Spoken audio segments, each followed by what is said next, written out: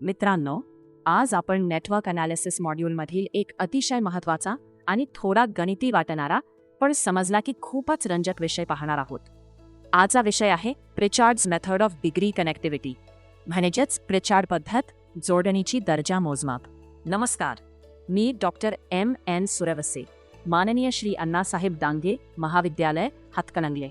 मित्र हो, पुढे जाण्या अगोदर असेच व्हिडिओ पाहण्यासाठी या चॅनलला सबस्क्राईब करा.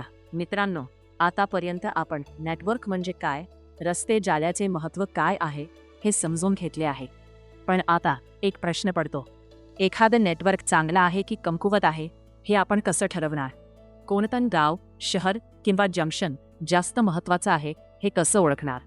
इथेच प्रिचार्ड पद्धत उपयोगी पडते. सोप्या शब्दांत सांगायचं झाला तर प्रिचार्ड पद्धत ही नेटवर्क विश्लेषणातील एक प्रमुख पद्धत आहे. या पद्धतीत एखाद्या रस्ता नेटवर्कमधील प्रत्येक केंद्र किती मार्गांनी इतर केंद्रांशी थेट जोडलेले आहे हे मोजले जाते. या मोजणीला आपण डिग्री ऑफ कनेक्टिव्हिटी म्हणजेच जोडणीची पातळी असे म्हणतो. मित्रांनो, एखाद्या केंद्राला जितके जास्त रस्ते जोडलेले असतील तितके ते केंद्र नेटवर्कमध्ये महत्त्वाचे ठरते. अशा केंद्रावर वाहतूक जास्त असते, बाजारपेठ विकसित होते आणि सेवा सुविधा सहज उपलब्ध होतात. त्यामुळे डिग्री ऑफ कनेक्टिव्हिटी हा निर्देशांक त्या केंद्राची भूमिका आणि संपूर्ण नेटवर्कची कार्यक्षमता स्पष्टपणे दाखवतो. आता आपण प्रिचार्ड पद्धतीचे घटक समजून घेऊया. पहिला घटक आहे नोड, केंद्र, म्हणजे नेटवर्कमधील गावे, शहरे, जंक्शन ठिकाणे किंवा बाजारपेठा. दुसरा घटक आहे लिंक, जोडमार्ग, म्हणजे केंद्रांमधील रस्ते, महामार्ग किंवा वाहतुकीचे मार्ग.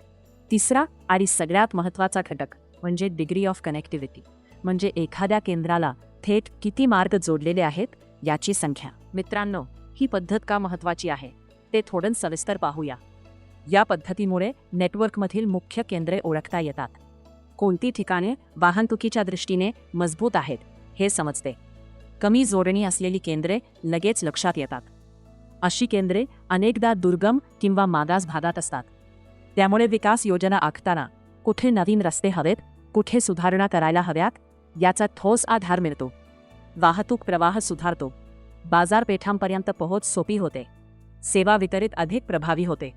एकूणच प्रादेशिक असमतोल ओळखण्यास ही पद्धत खूप उपयुक्त ठरते. आता मित्रांनो, आपण प्रिचार्ड पद्धतीचे सूत्र पाहूया. घाबरायचं काही कारण नाही. सूत्र अगदी सोपं आहे.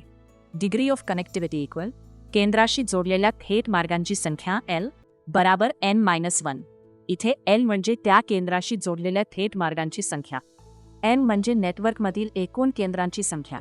मित्रांनो, हे सूत्र का वापरतो याचं कारण असं आहे, नेटवर्कमधील एखादं केंद्र जास्तीत जास्त किती केंद्रांशी जोडले जाऊ शकते याची मर्यादा असते. ती मर्यादा म्हणजे N-1. मग आपण प्रत्यक्ष जोडणीची तुलना शक्य तितक्या जास्त जोडणीशी करतो. आता पण एक प्रात्यक्षिक उदाहरण पाहूया. उदाहरण समजलं की विषय अगदी सोपा वाटतो. समजा एका गाव जाड्यात 5 केंद्रे आहेत, A, B, C, D आणि E. जोडणी अशी आहे, A केंद्र B आणि C शी जोडलेले आहे, B केंद्र A, C आणि D शी जोडलेले आहे, C केंद्र A, B, D आणि E शी जोडलेले आहे, D केंद्र B, C आणि E शी जोडलेले आहे, E केंद्र C आणि D शी जोडलेले आहे. आता आपण प्रत्येक केंद्राची डिग्री ऑफ कनेक्टिव्हिटी मोजूया. A केंद्रासाठी L इक्वल 2, कारण A ला 2 मार्ग आहेत.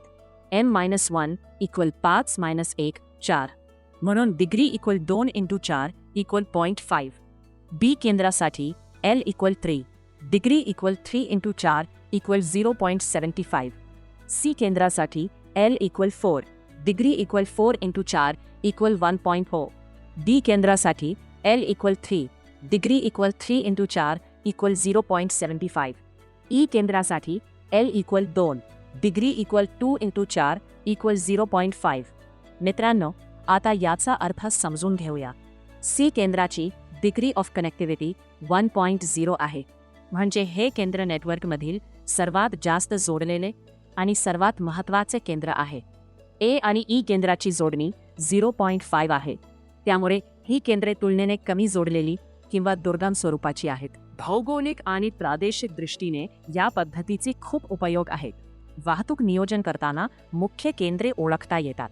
नेटवर्कमधील कमजोर भाग सुधारण्याचा नवीन रस्ते बांधण्याचा निर्णय घेता येतो.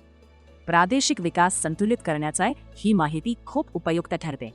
आपत्ती, रस्ता बंद होणे किंवा वाहतूक अडथळा निर्माण झाल्यास पर्यायी मार्ग नियोजन करता येते. मित्रांनो, थोडक्यात सांगायचं झालं तर प्रिचार्ड पद्धत ही नेटवर्क विश्लेषणातील एक अत्यंत प्रभावी साधन आहे.